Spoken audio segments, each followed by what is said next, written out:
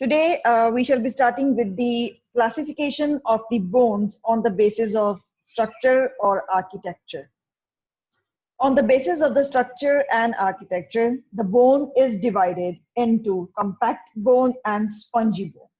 दो तरह की बोन्स को हम स्ट्रक्चर या आर्किटेक्चर में डालते हैं. स्ट्रक्चर मतलब कि वो किस तरह से बनी हुई है, उसकी बेसिस पे हमने कि उसका अपना स्ट्रक्चर कैसा है. जैसे आपका घर होता है, आपके घर का एक नक्शा होता है. हर घर दूसरे घर से मुख्तलिफ होता है. बाजू का अगर एक सोसाइटी है तो उसमें चंद घर जो हैं वो एक जैसे होते हैं, दूसरे ब्लॉक में घर डिफरेंट होते हैं. तो हम ब्लॉक्स की बेसिस पे कि इस घर में जो ब्लॉक है इसमें इतने स्टोरीज बिल्डिंग है और उसका अंदर से नक्शा ऐसे है. किसी में 3 बेडरूम्स हैं, दूसरे वाले घर में किसी में 2 बेडरूम्स होंगे, किसी में 4 होंगे. तो ये इंटरनल स्ट्रक्चर है एक घर का. ठीक है. इसी तरह एक बोन का भी स्ट्रक्चर होता है कि वो बाहर से कैसे बनी हुई है और अंदर से कैसे वो बनी हुई है.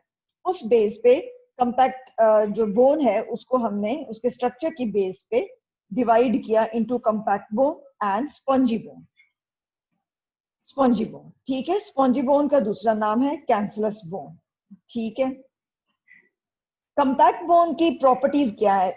असल में this topic will mainly be covered in much more detail from the general anatomy. It will be covered in more details with the general histology. ठीक है.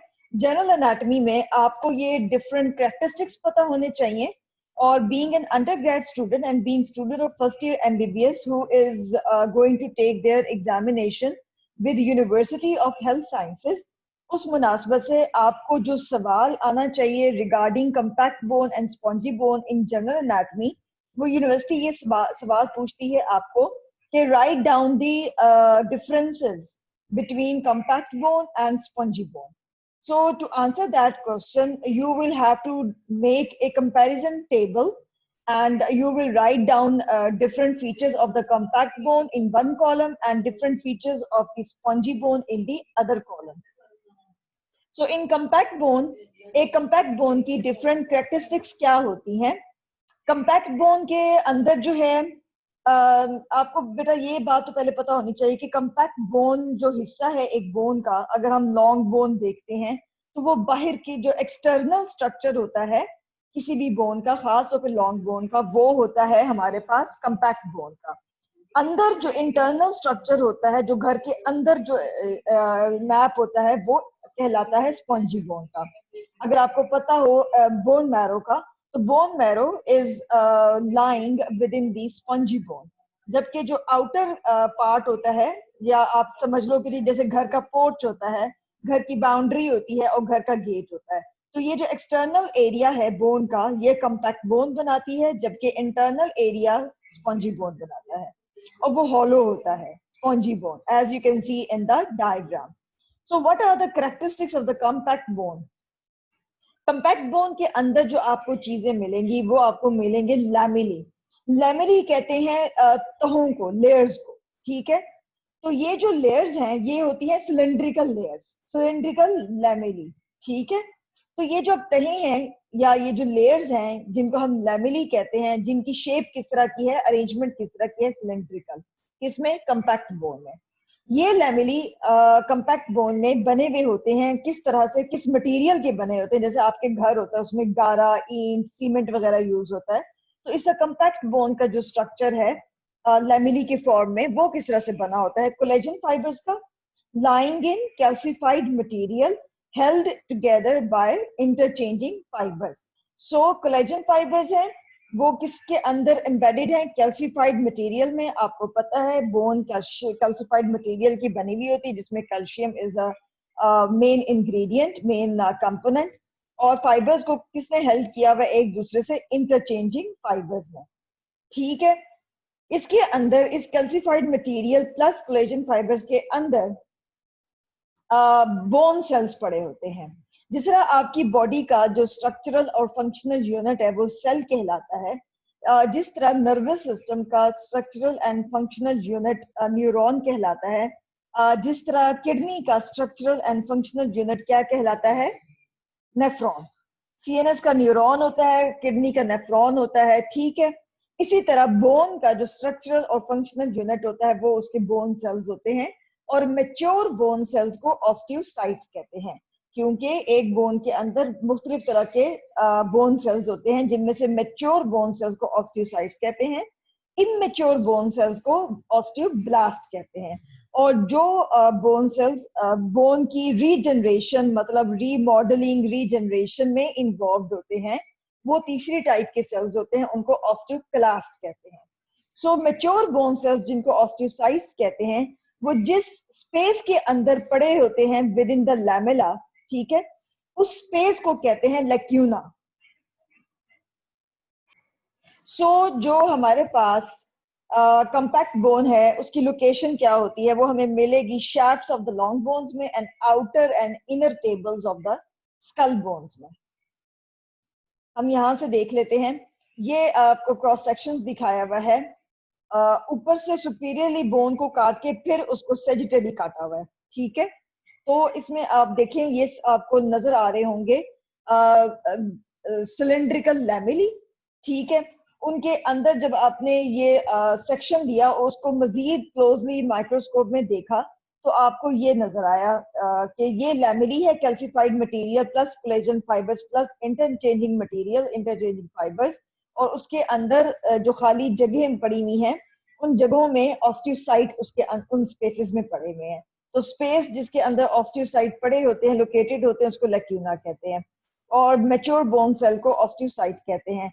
ये osteocyte within their lacunae are embedded within the cylindrical lamellae, और cylindrical lamellae की अपनी composition क्या है, calcified material, collagen fibres with interchanging fibres. Together इस सारे सिस्टम को, इस पूरे स्ट्रक्चर को हम एक और नाम देते हैं ऑस्टियोन का, ठीक है, जिसको हेवर्जियन सिस्टम भी कहते हैं, based on the scientist that who discovered and who described this structure. So ऑस्टियोन, ऑस्टियोन के अंदर आपके पास क्या आ जाता है, circumferential lamellae and ये जो सारा आपके पास ऑस्टियोसाइट्स विद लैक्यूनी है, ठीक है। इसके अलावा ये जो ऑस्टियोन है और लैक्यूनी है, ठीक है, ये पूरा एक सर्कमफ्रेंशियल एक सिलेंडर बन जाता है। तो इस सिलेंडर के जो सेंटर में से एक स्पेस रन कर रही होती है वर्टिकली डाउनवर्ड्स, उस स्पेस का नाम होता है सेंट्रल केनाल या हेवर्जियन केनाल, ठीक है। ये जो सेंट्रल केनाल रन कर रही है एक ऑस्टियोन के सेंटर में, उसको कहते हैं हेवर्जियन केनाल या सेंट्रल केनाल। और एक हेवर्जियन केनाल को दूसरी हेवर्जियन केनाल के साथ ये ट्रांसवर्सली प्लेस्ड केनाल ने सराउंड कनेक्ट किया हुआ होता है, जिसको कहते हैं परफोरेटिंग केनाल या Volkmann's canal. So one central canal is connected to the adjacent central canal with the help of a transversely lying canal, which is known as perforating or Volkmann's canal. In these canals run the lymphatics, nerves, and blood vessels. These canals are meant for the passage of the blood vessels, nerves, and lymphatics.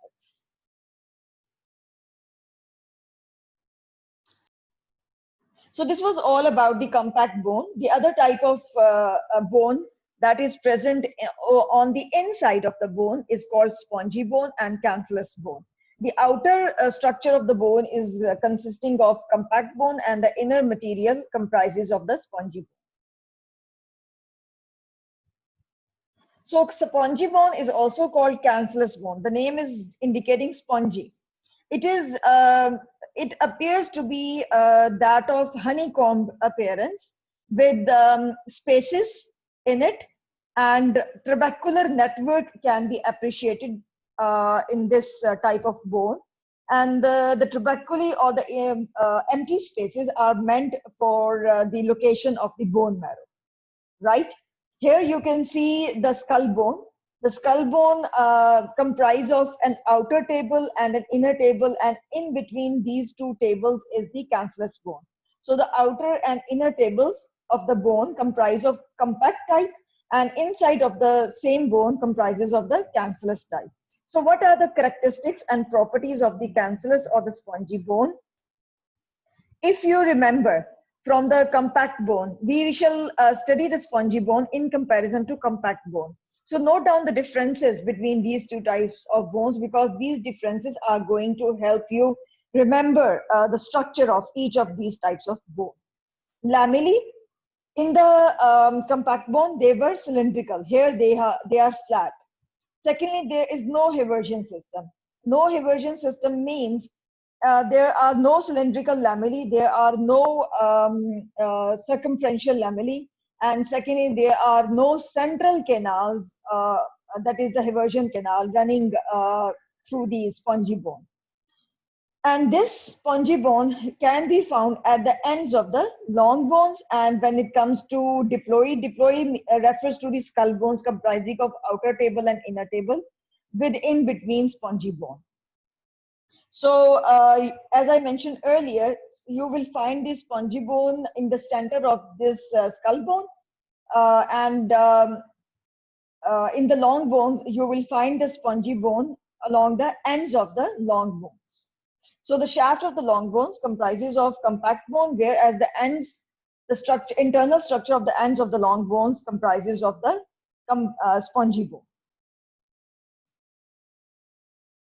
Let's move on to the regional classification of the bones. On the basis of the region, the bones are divided into two types. Bones of the central part of the body, that is the axial skeleton, they are called axial bones. And the bones of the limbs are referred to as appendicular bones. Axial bones, they comprise of skull bones, vertebrae, ribs, and sternum. So whatever bones are present along the midline of the body, they are categorized as axial bones. And on the sides of the body are attached limbs, upper limb and lower limb. So we have bones of the upper and lower limbs, bones of the shoulder girdle, bones of the hip girdle. So here is the total number of the bones. According to size and shape, this classification is the commonly asked and frequently asked SAQ in the University of the Health Sciences. So you should note that down, that University of Health Sciences asks you this question, that classify the bones on the basis of the shape and size. So you have to classify like this: long bones, long to short bones, also called miniature long bones, short bones, flat bones, irregular bones. So what are the bones that fall under the category of long bones? Having two ends and a shaft, and they have longer length. The bone example include humerus, ulna. From the lower limb, we include the femur, tibia, fibula. Long to short bones, they're also called miniature long bones. They also have two ends and a shaft, but in comparison to long bones, they are shorter in length. Examples include metacarpal bones and phalanges. Here is the humerus. You can see how long it is. And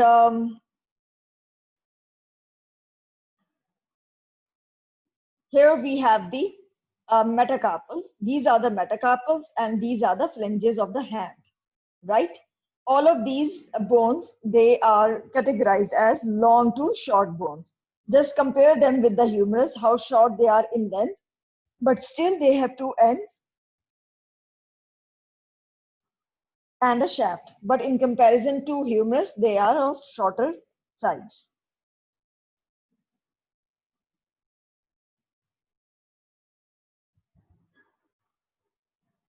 Then again, we have short bones. They are small in size, but they can be of variable shapes. For example, carpal bones and tarsal bones. Here again, you can see the carpal bones. These bones are also called wrist bones. So they are located within the region of the wrist, and tarsal bones are located within the region of the ankle. Then we have flat bones. Flat bones, the name is indicating two thin plates of compact bone between which lies the spongy bone. For example, scapulae, sternum, and ribs. Here you can see the scapula, here is the ribs, we have in the midline the sternum. These bones, they are flat from anterior, posterior, or side to side, but mainly from anterior to posterior, they are flat.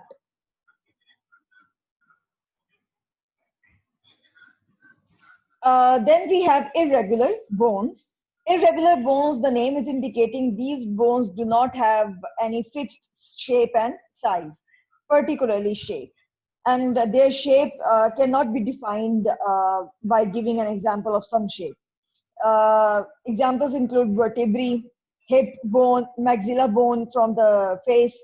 Also, you can include scapula. It also doesn't have a very defined shape. Like, for example, here you can see the vertebrae. The vertebrae do not have a definite shape, so they are considered to be of irregular shapes. So this was all about the shape of the classification of the bones according to shape and size. Miscellaneous classification is the one in which certain bones, they do not fit into any of the previous classifications that we did. So we put them under a separate classification, labeling them as miscellaneous classification. But they are important from examination point of view, particularly sesamoid and pneumatic bone. They are commonly asked SAQ questions and commonly asked MCQs. Sesamoid bone. Sesamoid means seed-like. And these bones, they are found in association and closely related within the tendons of certain muscles. For example, patella is the body's largest sesamoid bone. This is an MCQ. Patella is the body's largest sesamoid bone. And this bone is found in relation to the knee joint, and it develops within the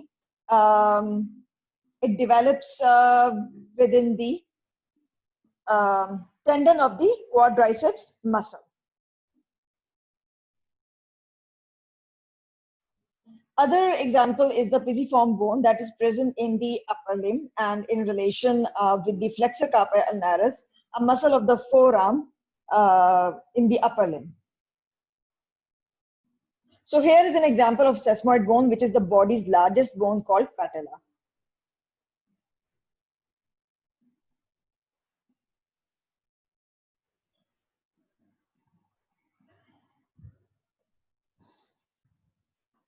So next we have supernumerary bones. Supernumerary, multiple, मतलब normal से ज़्यादा जो extra चीज develop हो जाए, या normally अगर जैसे आपकी 5 उंगलियां होती हैं तो छठी भी डेवलप हो जाए, तो ये एक्स्ट्रा है, ठीक है, एडिशनल है. उन बोन्स को जो एडिशनली और एबनॉर्मली डेवलप होती हैं, उनको हम अलग कैटेगरी में डालते हैं in the general anatomy, supernumerary bones. They develop due to direction और प्रेशर. ये कंजेनिटली मतलब इंट्रा एम्ब्रियोनिक लाइफ में ये डेवलप हो जाती हैं. उस लाइफ में अगर किसी वजह से फीटस पे किसी किस्म का प्रेशर है, तो खास तौर पे उसके जो अपर लिम और लोअर लिम बड्स होते हैं उनके ऊपर प्रेशर आए किसी भी वजह से, तो चांसेस होते हैं कि that may lead to the development of another part of bone, जो कि later in life, adult life में डेवलप कर जाता है as additional part of your body. और ये condition is commonly associated with the limbs और खास तौर पे अपर लिम. तो अगर आपकी 6th फिंगर किसी पेशेंट में मौजूद होती है जो कि एबनॉर्मेलिटी है लेकिन एडिशनल फिंगर है, तो उस कंडीशन को हम जनरल एम्ब्रियोलॉजी में पढ़ते हैं as पॉलीडैक्टिली. So also these extra bones, extra parts, they are commonly found to be associated with the appendicular skeleton, that is upper limb and lower limb. Pneumatic bone, pneumatic, air-filled. So we have air-filled hollow bones found in our human body, especially associated with the skull. For example, ethmoid, maxilla, sphenoid, frontal, maxillary sinus, right? These air-filled hollow bones, which are commonly found with the skull, they are called pneumatic bones. What is the purpose of these pneumatic bones? If you know that birds also have pneumatic bones. Why? Because these pneumatic bones reduce their body weight, right? And that reduced body weight and pneumatic bones help those birds in their flight. They can fly, right? Our skull, our face also have pneumatic bones. Why? Because of the weight of the brain in the cranium.